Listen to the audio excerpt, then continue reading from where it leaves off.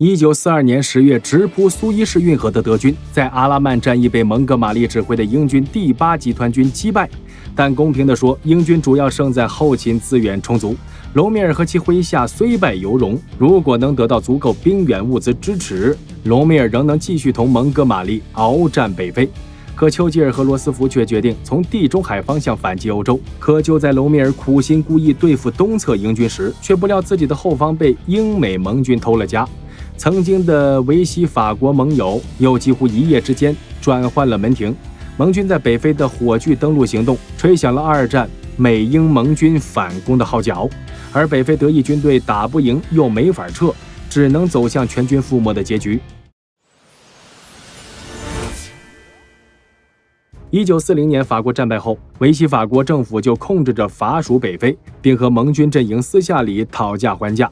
1942年时，北非的法军有20万人，地中海两岸还有飞机500多架，包括让巴尔号战列舰在内的80多艘战舰。为了能尽快开辟第2战场，英美联合参谋部会议确定，英美联军于1942年11月在北非发动代号为火炬行动的登陆作战。火炬行动由艾森豪威尔任总指挥，英海军上将坎宁安任海军总司令。登陆部队共10.7万人。1942年11月8日，就在隆美尔撤回利比亚，盟军于当天凌晨在阿尔及利亚突击上路，当日傍晚占领阿尔及尔，11日占领卡萨布兰卡，盟军整体进展顺利。大部分法军都发挥了祖传技能，及时放下武器，转换门庭。因在1940年主动炮轰法舰而被法军痛恨的英军，又狡猾地躲在美军后面上岸。利比亚的德军被恶劣天气所扰，未能迅速向西推进，占领突尼斯。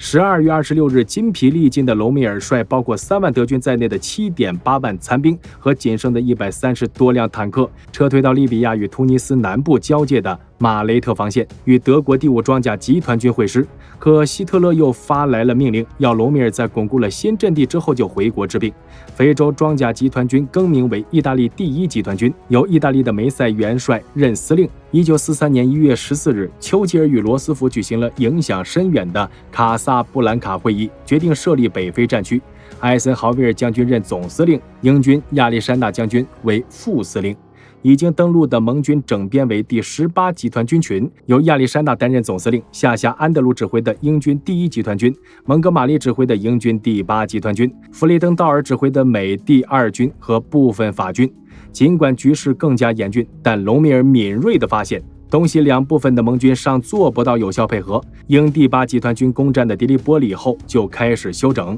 反倒是英第1集团军和美第2军威胁他的后方。隆美尔决心先以奇袭方式击溃后者，然后掉头对付蒙哥马利。可得第5装甲集团军不归其指挥，指挥官阿尼姆大将又和隆美尔不和。神奇的是，盟军情报部门破解了隆美尔的进攻计划，却认为他的进攻地点在丰杜克，为此在丰杜克部署了重兵。1943年2月14日，德意军先发制人，发起了代号为春风行动的进攻。阿尼姆指挥的第5集团军从佛得山口向美军第2军发起主攻，连续突破美军阵地，攻占了西迪布奇德。15日，隆美尔部队攻占了加夫萨；17日，进占了费里亚纳。他计划继续进军阿尔及利亚的特贝萨，切断英美盟军的后方交通线。可阿尼姆不愿意配合作战，隆美尔只能修改计划进攻勒凯夫，从而要同英美盟军正面交锋。2月19日凌晨2时30分，隆美尔开始进攻勒凯夫，20日攻占了凯瑟琳隘口。美军第1装甲师初生牛犊不怕虎，竟然让坦克排着整齐的纵队反击，结果在凯瑟琳山口被德军伏击，损失了44辆坦克和15门自行火炮。德军接着向勒凯夫南面的塔拉推进，但在塔拉城下被盟军的增援兵力所阻，只得于22日停止攻击并撤退。隆美尔的进攻战果辉煌，美第2军有3000人阵亡，4000人被俘，260辆坦克被毁或缴获。气的艾森豪威尔撤换了弗雷登道尔，任命巴顿少将出任美第2军军长。希特勒觉得北非局势起死回生了，于是在2月23日任命隆美尔为非洲装甲集团军群司令，指挥第5装甲集团军和意大利第1集团军。隆美尔终于能放开手脚了，决定先拿蒙哥马利开刀。然而蒙哥马利通过破译德军电报，掌握了隆美尔进攻的方向和时间，马上集结了近4个师的兵力，400辆坦克，350门大炮于梅德宁附近，等着隆美尔主动踢铁板。3月6日凌晨，隆美尔出动全部160辆坦克，在200门大炮和1万名步兵的配合下，猛烈进攻梅德宁。可上午8时，德军装甲部队推进到离梅德宁约15公里的一座山脊时，遭到英军470门反坦克炮的伏击，到中午仍未取得任何突破。靠审问英军俘虏和侦察营缴获的文件，隆美尔才恍然大悟，原来蒙哥马利对自己的计划了若指掌，只得于下午5点下令取消进攻。从此德意军只能被动挨打了。尽管整体来看，北非德军宛如后娘养的，连食物和燃油都供应不足，但德军还是在北非战场投入了2个让盟军印象深刻的大家伙。首先是盟军坦克兵最害怕的虎式坦克，作为一款拥有88毫米大威力主炮、102毫米前装甲的56吨重型坦克，虎式坦克自然被希特勒寄予厚望。可是虎的生产速度太慢了，所以德军只将1个连编入装甲师，其余虎式坦克都编成独立装甲营，501装甲营则成为了首个单位。不过501营未能得到满编的45辆虎，甚至第2连还在法国训练时，就在1942年11月20日海运突尼斯，兵员则将通过容克52运输机空运。23日，第一批3辆虎式坦克抵达比塞大，第501营营长鲁德尔少校率领这批坦克，再加上第109反坦克营的2个连和第10装甲师的1个坦克连组成战斗群，于25日11时打击了朱代伊德的英军。更多虎式坦克到来后，12月1日501重型装甲营首次单独出击，击毁了9辆美军坦克。3日，在新到来3辆虎式坦克的配合下，该营协助步兵成功攻占了泰布勒拜。美军坦克被虎式和斯图卡轰炸机暴揍，参加的182辆坦克损失了134辆，但德军的补充速度太慢了，直到12月25日501重装甲营也只有12辆虎式和6辆3号坦克。1943年1月初才又得到8辆虎式。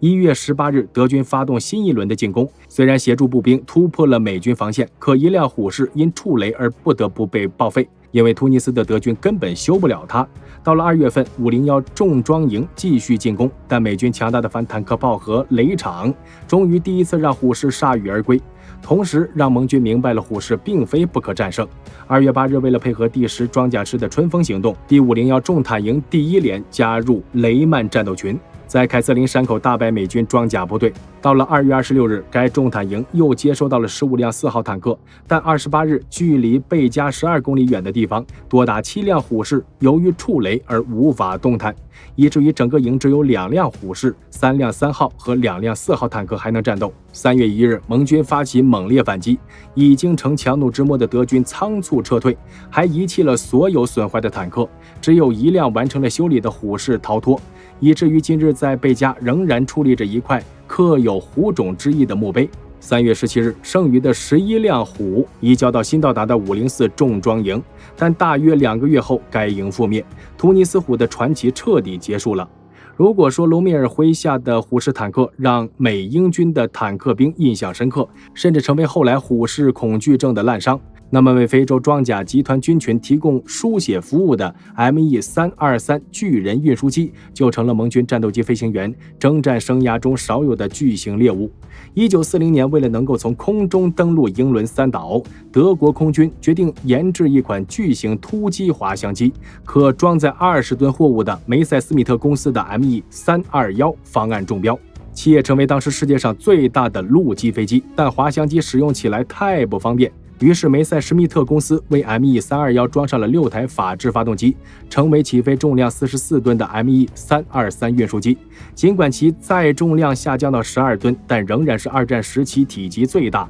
载重能力最强的军用运输机。当地中海运输线被盟军海军切断后，能够将大量面包、燃油、弹药和88毫米炮及其牵引车运过地中海的 Me-323 几乎成了北非德军最后的救命稻草。可以说，每一架降落的 Me-323 都能让突尼斯的德军和义军士兵认识到自己没有被祖国抛弃。然而 Me-323 速度慢、体型大、非金属机体又非常脆弱，尽管安装了2门20毫米机炮和7挺13毫米自卫机枪，被敌军战斗机围攻依然会被屠杀。1943年4月22日，16架 Me-323 向北非空运物资时遭遇了盟军战斗机群，结果在空中被击落14架。之后，德意军的空中补给几乎断绝，最后的覆灭无法避免。梅德宁之战后，蒙哥马利下令英军步步为营，紧逼马雷特防线。尽管隆美尔绞尽脑汁想挽回颓势，可现在盟军控制了制空权和制海权，己方却几乎得不到补给和增援。再高明的战术也是巧妇难为无米之炊。隆美尔再也支撑不下去了，希特勒也敦促他尽快回国。3月9日，他将指挥权移交给阿尼姆，永远离开了创造传奇的北非战场。希特勒得知盟军在法属北非登陆，立即下令占领法国全境，但如此泄愤与战局无异。3月17日，美第2军从西南方进攻马雷特防线的后方。20日，英军第8集团军开始正面进攻马雷特防线，逼迫意大利第1集团军北撤。4月6日，英军突破加贝斯隘口，2天后与从加夫萨东进的美军会师。4月中旬，完成了对德意军的合围。此时，德军非洲装甲集团军群还有14个师20多万人在突尼斯北部顽抗，但3个装甲师仅剩下120余辆坦克，而且燃油和弹药都所剩无几。而美英盟军共有20个师30万人的部队，拥有1400辆坦克和1000多门火炮，且有海量的后勤物资。4月16日，第18集团军群司令亚历山大下达了代号为铁匠的总攻令，粉碎了已经濒于绝境的德意部队。英第1集团军负责突破中央防线，直取德意军队后方的突尼斯城。英第8集团军和美第2军合围夺取比塞大港，法第19军充当预备队。4月19日晚9时30分，蒙哥马利首先在南面发动进攻，但22日，英第1集团军发起主攻后，遭到了德军残余装甲部队激烈抵抗。亚历山大马上下令从蒙哥马利那里抽调第7装甲师、第4印度步兵师和201警卫旅，增强英第1集团军的突击兵力。5月6日，英第1集团军终于击败当面之敌，美第2军也不断蚕食北面的德意军防线。5月7日，英第1集团军攻入了突尼斯城，随即美第2军也攻占了比塞大港。德意军队彻底崩溃了，上下级之间的通信被切断，